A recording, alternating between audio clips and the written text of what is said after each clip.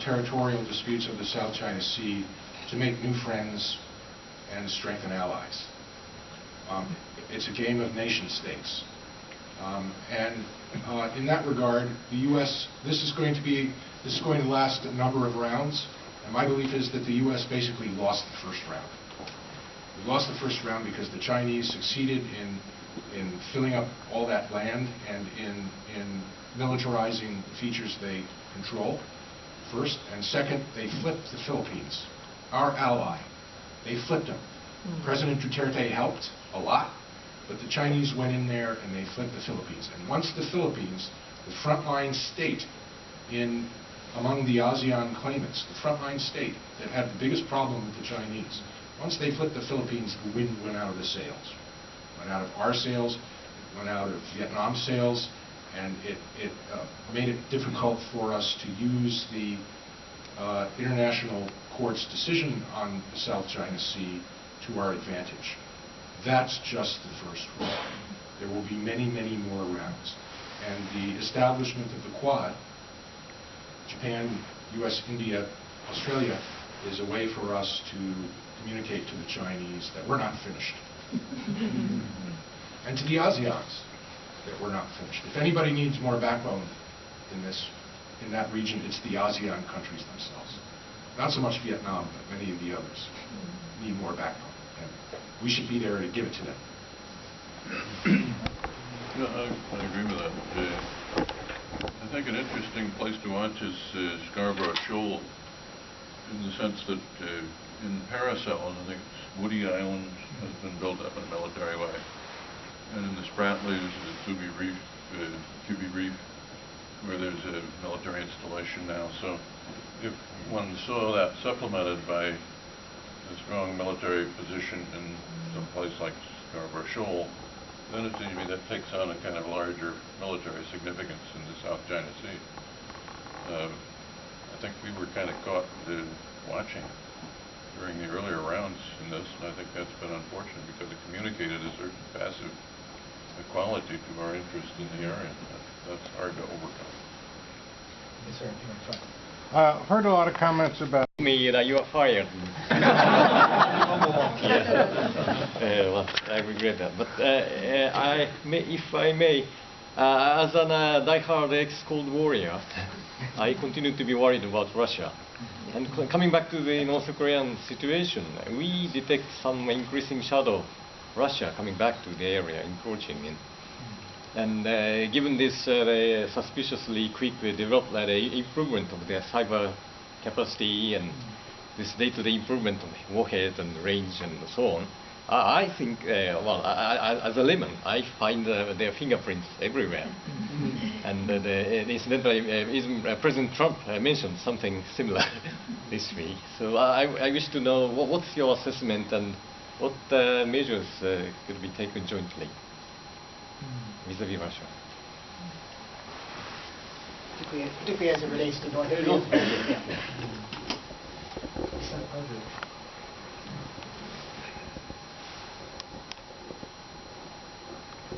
After recovering from the difficult political and economic situation, what President Putin invested for its military is first new SLBMs, submarine launching ballistic missiles, and its new submarines. Then air forces. They haven't invested a lot to the surface fleet. They still operate 40 years old destroyers and cruisers in the Far East. Of course, their skills are still very good, but not really replaced modernized yet. There are growing numbers of civil aircrafts flying around Japan, but still are very regular courses. While in our recent talks with the British side, the Russian aircraft coming much closer to the British territorial area than the Cold War days. In other words, basically Russia has 4 fronts, as you know, and the Pacific front is the least intensified front from the Russia's viewpoint.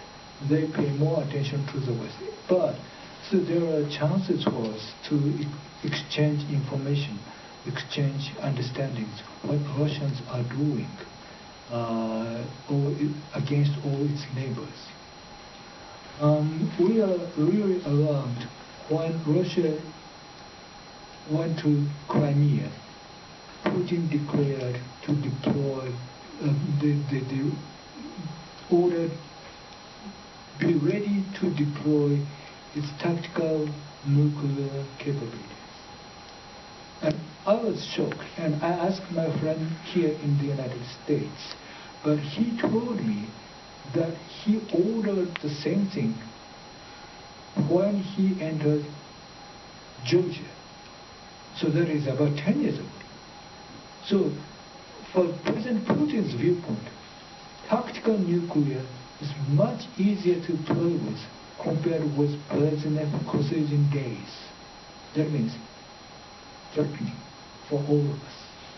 So the current situation, Russia's initiative, is another interesting thing, because I don't think Russia and China is in good relations.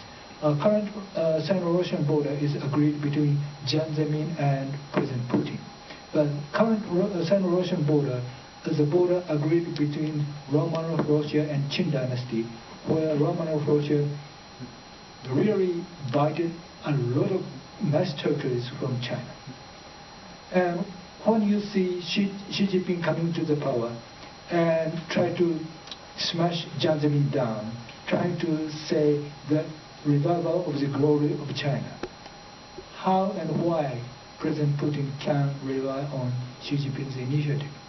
So what I say nowadays, the Sino-Russian relation is the alliance for convenience.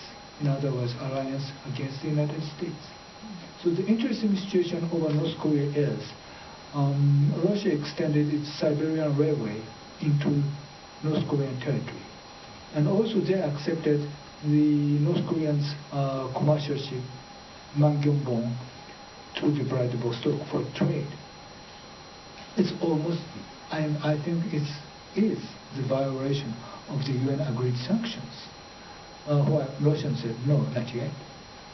But this is a clear message that until today, North Korea was the important issue for the Chinese side, but Russia is ready to do something over North Korea, trying to do something against China or against the United States. So this is a very interesting situation, what we find nowadays over the Korean Peninsula.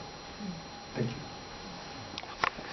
Winter Olympic game, and Kim Jong Un will come down, or he just take it as a break, for his next missile launch. That's for the first question. The second question, next timing bomb outside of North Korea, I think would be Taiwan Strait. So after the Congress, 19th Communist Party Congress, Xi Jinping getting more aggressive. So he launched, the air route M503, just close to the strait media. Okay, very close to cross the central line of the Taiwan Strait. And besides that, of course, he also launched the aircraft carrier yelling, searching around Taiwan. So in case China really invades Taiwan, and with that, United States keep silent or Japan will keep silent, according to my understanding that San Francisco Peace Treaty, United States been authorized as a principal occupying power. So if something happens, I believe that United States will be there. And I know that the self-defense of the Japan's announcement will be there. So what's your opinion? Two quick questions, and just for the back of the room, we would have been here. After the Winter Games, will Kim Jong Un resume testing, or was he going to be nice for a while?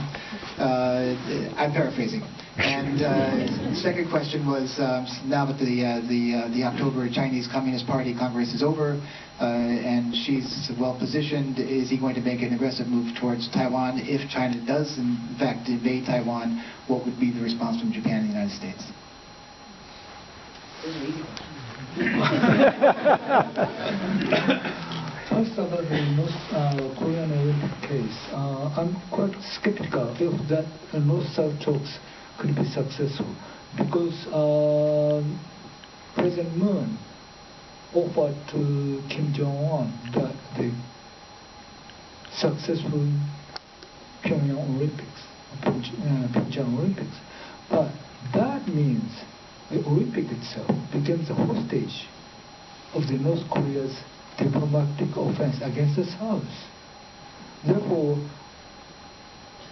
I'm quite skeptical whether this Olympic could be carried out peacefully and quietly. If President Moon offers to Kim Jong-un that after the successful, peaceful Olympic game, we are ready to talk about the future talks and peace. If President Moon offers this type of things, the Olympic game may not really be the hostage of the North-South talks. But under the current situation, the Pyeongchang Olympic could easily be the hostage of the North-South talks. So I have to wait and see what is coming in the near future.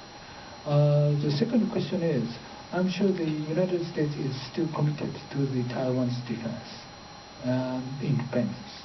In other words, if the United States is going to start its operations for the sake of the security and stability of the Far East, Japan is obliged to support it based on the U.S.-Japan Security Treaty.